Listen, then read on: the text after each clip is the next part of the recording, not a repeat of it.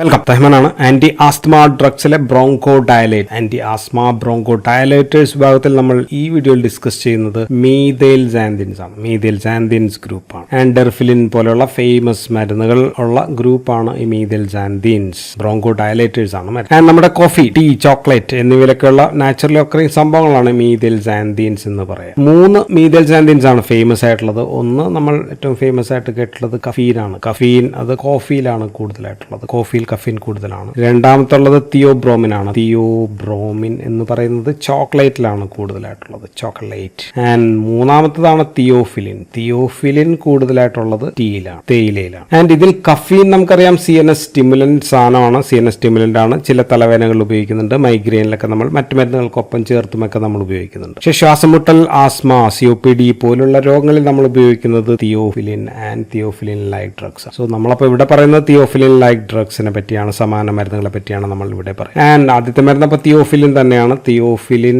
നമുക്ക് ഗുളികയായിട്ട് കിട്ടും. ഓറലാണ്. Oral sustain release ആണ്. സസ്റ്റെയിൻ റിലീസ്, അതുകൊണ്ടാണ് നമ്മൾ റിട്ടാർഡ് എന്നൊക്കെ പറഞ്ഞു കഴിഞ്ഞാൽ സസ്റ്റെയിൻ റിലീസ് പ്രിപ്പറേഷൻസ്, പതിയെ റിലീസ് ചെയ്യുന്ന ഗുളിക, ക്യാപ്സ്യൂൾ അങ്ങനെയൊക്കെ ലഭിക്കും. ആൻഡ് ഇതിന്റെ അനലോഗ് വേറെ മരുന്നുണ്ട്. അതിന്റെ പേരാണ് എറ്റോഫിലിൻ. എറ്റോഫിലിൻ എന്ന് പറയുന്ന മരുന്ന് ഹൈഡ്രോക്സി ഈഥൽ തിയോഫിലിൻ ആണ് ഈ എറ്റോഫിലിൻ എന്ന് പറയുന്ന മരുന്ന്. ആൻഡ് ഇതും സസ്റ്റെയിൻ റിലീസ് ആയിട്ടാണ് അവൈലബിൾ ആയിട്ട്. ആൻഡ് തിയോഫിലിനേക്കാൾ ഇതിന് ബയോ അവൈലബിലിറ്റി കൂടുതലാണ്. കൂടുതലായിട്ട് ആഗിരണം ചെയ്യപ്പെടുന്ന മരുന്നാണ് എറ്റോഫിലിൻ. തിയോഫിലിന് ആഗിരണം കുറവാണ്. ആൻഡ് ഇത് രണ്ടും കൂടി ചേർത്തിട്ട് തിയോഫിലിൻ പ്ലസ് എറ്റോഫിലിൻ ചേർന്ന് വരുന്നതാണ് നമ്മൾ പറയുന്ന ഡെർഫിലിൻ എന്ന് പറയാം. So Deriphyllin is a mixture of theophylline and etofylline. Deriphyllin 100 milligram ഗുളികയാണെങ്കിൽ അതിനകത്ത് എറ്റോഫിലിൻ എന്ന് പറയുന്നത് 77 മില്ലിഗ്രാം ഉണ്ടാകും. തിയോഫിലിൻ എന്ന് പറയുന്നത് ഒരു 23 മില്ലിഗ്രാം ഉണ്ടാകും. 150 മില്ലിഗ്രാം ഗുളികയിലാണെങ്കിൽ 115-35 എന്ന രൂപത്തിലായിരിക്കും. 300 മില്ലിഗ്രാം ഗുളികയാണെങ്കിൽ അതിനകത്ത് 231-69. സോ ഇതാണ് അതിനകത്തുള്ള 2 മരുന്നുകൾ ചേർത്ത് വരുന്ന ഒരു ഘടന. ആൻഡ് ഇത് ഞാൻ പറഞ്ഞു റിട്ടാർഡ് ആയിട്ടാണ്. റിട്ടാർഡ് എന്ന് വെച്ചാൽ ഡെർഫിലിൻ റിട്ടാർഡ് എന്ന രൂപത്തിലാണ് ഫേമസ് ആയിട്ട് കിട്ടുക. അതാകുമ്പോൾ ദിവസം ഒരു നേരമൊക്കെ കഴിച്ചാൽ മതിയാവും. മിക്കവാറും രാത്രി ഭക്ഷണത്തിന്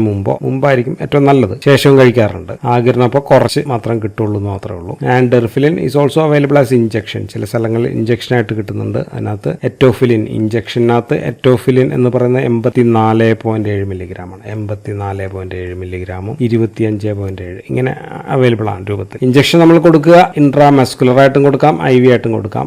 IM ആണ് സാധാരണ നമ്മൾ പ്രിഫർ ചെയ്യുക. IV ആയിട്ട് കൊടുക്കുകയാണെങ്കിൽ അത് ഇൻഫ്യൂഷൻ ആയിട്ടാണ്, സലൈനിലൊക്കെ കലക്കി ഇൻഫ്യൂഷൻ രൂപത്തിലായിട്ടായിരിക്കും നമ്മൾ കൊടുക്കുക. ആൻഡ് ഈ 2 മരുന്നല്ലാതെ വേറെ മരുന്ന് കൂടിയുണ്ട്. ആ മരുന്നിന്റെ പേര് അമിനോഫിലിൻ എന്നാണ്. അമിനോഫിലിൻ എന്ന് പറയുന്ന ഒരു മരുന്ന് കൂടി ഉണ്ട്. ആൻഡ് തിയോഫിലിൻ, ഇതിനകത്ത് തിയോഫിലിൻ പ്ലസ് എത്തിലിൻ ഡൈഅമീനും കൂടി ചേർന്നതാണ് ഈ അമിനോഫിലിൻ എന്ന് പറയാം. ആൻഡ് ഇതിന്റെ പ്രത്യേകത, സോ ഇറ്റ് ഈസ് വാട്ടർ സോൽബിൾ ആണ്, കൂടുതലായിട്ട് വെള്ളത്തിൽ അലിയുന്ന മരുന്നാണ് എന്നുള്ളതാണ് ഇതിന്റെ പ്രത്യേകത. അപ്പോൾ ഇത് ഇഞ്ചക്ഷൻ ആയിട്ടാണ് പ്രധാനമായിട്ടും നമ്മൾ കൊടുക്കുക. ഉപയോഗിക്കുന്നതൊക്കെ അങ്ങനെയാണ്. ചില സ്ഥലങ്ങളിലൊക്കെ ഇത് ഗുളികയായിട്ടും ലഭിക്കുന്നുണ്ട്. അപ്പോൾ ഈ മരുന്നുകൾ ഉപയോഗിക്കുന്നത് COPD പോലുള്ള ക്രോണിക് ഒബ്സ്ട്രക്റ്റീവ് പൾമണറി ഡിസീസസ് ഏതൊക്കെയാണ്? ബ്രോങ്കിയൽ ആസ്തമയിൽ നമുക്ക് ഉപയോഗിക്കാം. ദെൻ ക്രോണിക് ബ്രോങ്കൈറ്റിസ് കണ്ടീഷൻസിൽ നമ്മൾ ഉപയോഗിച്ചേക്കാം. ദെൻ എംഫസീമ പോലുള്ള COPD രോഗങ്ങളിലാണ് നമ്മൾ ഇത് ഉപയോഗിക്കുക. ആൻഡ് ഇത് കൊടുക്കുന്നത്, ആസ്മയിൽ കൊടുക്കുന്നത് ക്രോണിക് ആസ്മയിലാണ്. ക്രോണിക് ആസ്മ, അക്യൂട്ട് ആസ്മയിലല്ല ഇതിന്റെ ഉപയോഗം.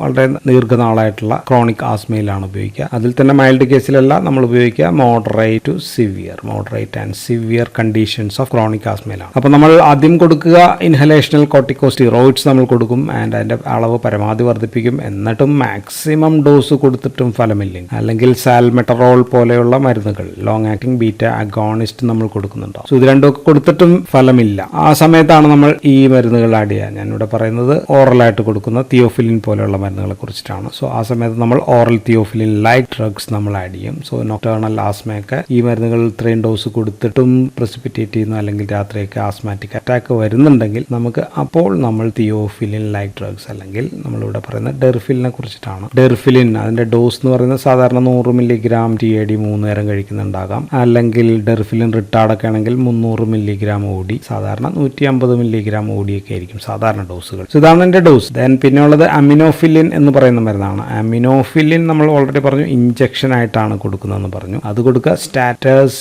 ആസ്തമാറ്റിക്കസ് എന്ന് പറയുന്ന കണ്ടീഷനാണ്, അല്ലെങ്കിൽ അതിന്റെ ഇപ്പോഴത്തെ പേര് അക്യൂട്ട് സിവിയർ ആസ്തമ എന്ന് പറയുന്ന കണ്ടീഷനിലാണ് നമ്മൾ അമിനോഫിലിൻ പോലെയുള്ള മരുന്നുകൾ കൊടുക്കേണ്ടി വരികയാണെങ്കിൽ നമ്മൾ കൊടുക്കുക. ആദ്യം കൊടുക്കുക 5 to 6 മില്ലിഗ്രാം ലോഡിംഗ് ഡോസ് ഒരു 20 മിനിറ്റ് കൊണ്ട് നമ്മൾ കൊടുക്കും. പരമാവധി ഒരു 25 മില്ലിഗ്രാം വരെയൊക്കെ ആയിരിക്കും നമ്മൾ കൊടുക്കുക. പിന്നീട് നമ്മൾ 0.7 microgram per kilogram per hour, അങ്ങനെ ഒരു 24 മണിക്കൂറും ദെൻ 0.5 ആയിട്ട് വീണ്ടും ചുരുക്കി കണ്ടിന്യൂ ചെയ്യും. സോ ഇതാണ് അതിന്റെ ഒരു ഡോസ്. പുകവലിക്കാർ, സ്മോക്കേഴ്സ് അല്ലെങ്കിൽ നേരത്തെ ഡെർഫിലിനൊക്കെ കഴിച്ചുകൊണ്ടിരിക്കുന്ന ആൾക്കാരാണെങ്കിൽ നമുക്ക് കൂടുതൽ ഡോസ് ഉയർത്തേണ്ടി വരും. 0.7 എന്നുള്ളത് 1ൽ 1.2 ഒക്കെ ആയിട്ട് ഉയർത്തേണ്ടി വന്നേക്കാം. അളവ് കൂടുതൽ വേണം. ആൻഡ് ഈ മരുന്നിന്റെ ഒരു പ്രത്യേകത എന്ന് വെച്ചാൽ അതിന് തെറാപ്യൂട്ടിക് റേഞ്ച് ഉണ്ടെന്നാണ്. തെറാപ്യൂട്ടിക് റേഞ്ച് എന്ന് പറയുന്നത് 5 to 20 മൈക്രോഗ്രാം പെർ ഡെസിലിറ്റർ ആണ് ഇതിന്റെ ഒരു തെറാപ്യൂട്ടിക് റേഞ്ച്. സോ അപ്പോൾ 20ൽ കൂടി കഴിഞ്ഞാൽ if it is above 20 there will be toxicity ഉണ്ടാകും എന്നുള്ളതാണ്. സോ തെറാപ്യൂട്ടിക് ഡ്രഗ് മോണിറ്ററിംഗ് വേണ്ടിവരുന്ന ആസ്മയ്ക്കുള്ള ഏക മരുന്ന് എന്ന് പറയുന്നത് തിയോഫിലിൻ ലൈക്ക് ഡ്രഗ്സ് ആണ്. സോ അതുകൊണ്ട് തന്നെ ലോ സേഫ്റ്റി ഓഫ് മാർജിൻ ആണ് മരുന്നിന് ഉള്ളത്. ഡോസ് കൂട്ടാൻ പാടില്ല. So we need to do TDM. TDM എന്ന് വെച്ചാൽ തെറാപ്യൂട്ടിക് ഡ്രഗ് മോണിറ്ററിംഗ് ചെയ്യേണ്ട വിഭാഗം മരുന്നാണ് തിയോഫിലിൻ ലൈക്ക് ഡ്രഗ്സ്. അപ്പോൾ മരുന്നിന്റെ പ്രവർത്തന രീതി, മെക്കാനിസം ഓഫ് ആക്ഷൻ പറഞ്ഞു കഴിഞ്ഞാൽ ഈ മരുന്ന് theophylline like drugs inhibit phosphodiesterase 4 inhibitor ആണ്.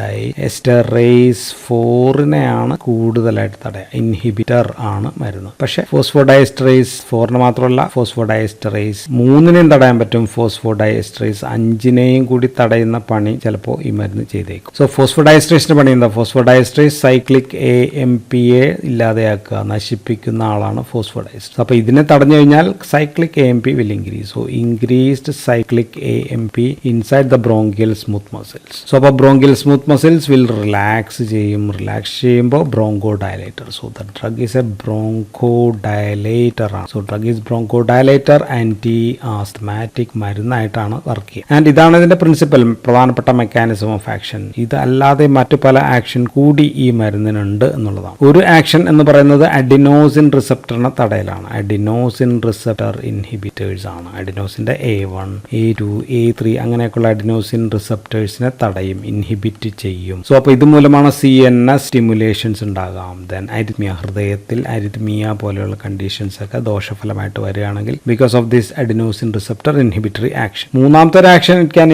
Increase interleukin 10. ഇന്റർലൂക്കിൻ 10 എന്ന് പറയുന്നത് ഒരു ആന്റി ഇൻഫ്ലമേറ്ററി സൈറ്റോകൈനാണ്.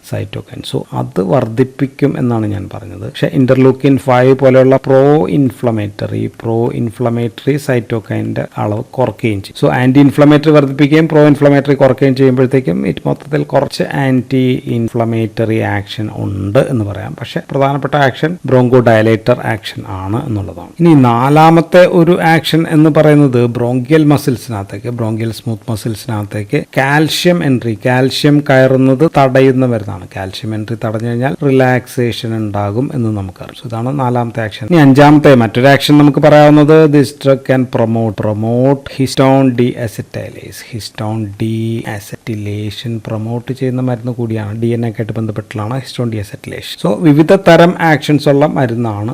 ആൻഡ് ഫോസ്ഫോഡൈഎസ്റ്ററേസ് 4നാണ് ഇത് പ്രധാനമായിട്ട് തടയുന്നതെന്ന് പറഞ്ഞു. ഫോസ്ഫോഡൈഎസ്റ്ററേസിനെ മാത്രം തടയുന്ന PD4 ഇൻഹിബിറ്റേഴ്സ് മാത്രം നമുക്കുണ്ട്. ഉദാഹരണം ഐബുഡി, ലാസ്റ്റ് പോലെയുള്ള ചില മരുന്നുകൾ നമുക്കിപ്പോൾ ഉണ്ട് അവൈലബിൾ. അപ്പോൾ മരുന്നിന്റെ സൈഡ് എഫക്ട്സ്, ദോഷഫലങ്ങൾ, അഡ്വേഴ്സ് എഫക്ട്സ് നമ്മൾ നോക്കിക്കഴിഞ്ഞാൽ ഒന്ന് ഇപ്പോൾ നൗസിയ, വോമിറ്റിംഗ്, ഓക്കാനം, ഛർദിലാണ്. പിന്നെ ഉള്ളത് ഗ്യാസ്ട്രിക് ഡിസ്കംഫേർട്ട് ഉണ്ടാകാം.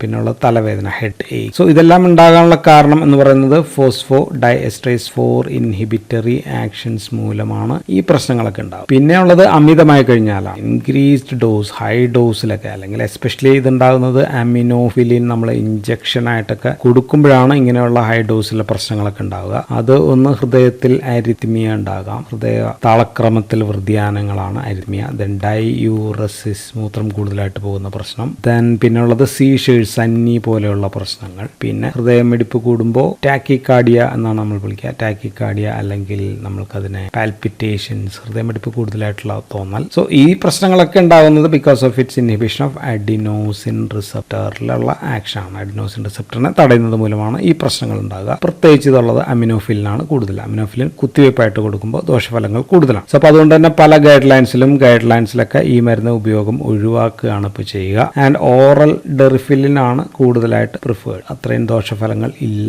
എന്നുള്ളതാണ് അതിൻ്റെ. ആൻഡ് ഇനി മരുന്നിന്റെ മെറ്റബോളിസം നമ്മൾ നോക്കിക്കഴിഞ്ഞാൽ മെറ്റബോളൈസ്ഡ് ബൈ CYP1, A2 വഴിയാണ് ഇത് മെറ്റബോളൈസ് ചെയ്യുന്നത്. സോ അപ്പോൾ എൻസൈം ഇൻഡ്യൂസേഴ്സ് ഇപ്പോൾ ഉദാഹരണത്തിന് ഫെനിറ്റോയിൻ പോലെയുള്ള മരുന്ന്, അല്ലെങ്കിൽ റിഫാംപിസിൻ പോലെയുള്ള, അല്ലെങ്കിൽ പുകവലി, സ്മോക്കിംഗ്. സോ ഇങ്ങനെയൊക്കെ മരുന്ന് അല്ലെങ്കിൽ പുകവലിക്കാരിലൊക്കെ മരുന്നിന്റെ ഗുണം കുറവായിരിക്കും. സോ ഗുണം കുറയും എന്നുള്ളതാണ്. എൻസൈം ഇൻഹിബിറ്റേഴ്സ് ഉപയോഗിക്കുന്ന ആൾക്കാരിൽ എൻസൈം ഇൻഹിബിറ്റേഴ്സ് ഏതൊക്കെ? സെമിറ്റിഡിൻ നമുക്ക് പറയാം, അല്ലോപെരിനോൾ പറയാം, എറിത്രോമൈസിൻ, ഒമിപ്രസോൾ, സിപ്രോഫ്ലോക്സാസിൻ. സോ ഇവരിലൊക്കെ ദോഷഫലം കൂടുതലായിരിക്കും, ഇൻക്രീസ് അഡ്വേഴ്സ് എഫക്ട് കൂടുതലായിട്ട് ഉണ്ടാകാനായിട്ടുള്ള chance. So there is chance of drug interactions ആണ് നമ്മൾ പറയുന്നത്. ആൻഡ് മരുന്നിന്റെ ഡോസ് ഇമ്പോർട്ടന്റ് ആണ്, ബിക്കോസ് ദോഷഫല സാധ്യതയും അല്ലെ ഗുണവും ദോഷവും നാരോ തെറാപ്യൂട്ടിക് ഇൻഡെക്സ് ആണെന്ന് നമ്മൾ പറഞ്ഞു. സോ അതുകൊണ്ട് നമുക്ക് TDM തെറാപ്യൂട്ടിക് ഡ്രഗ് മോണിറ്ററിംഗ് വേണം എന്ന് നമ്മൾ പറഞ്ഞു. മറ്റേതാണ് 5 to 20 ആണ് നമ്മൾ ഇതിന്റെ ഡോസ് ഒക്കെ പറഞ്ഞത്. അതിനിടയിൽ നിൽക്കണം എന്നുള്ളതാണ്. സോ തെറാപ്യൂട്ടിക് ഡ്രഗ് മോണിറ്ററിംഗ് വേണം എന്നുള്ളതാണ് ഇതിന്റെ മറ്റൊരു പ്രത്യേകത. So that's all about methylxanthines. Thank you for watching.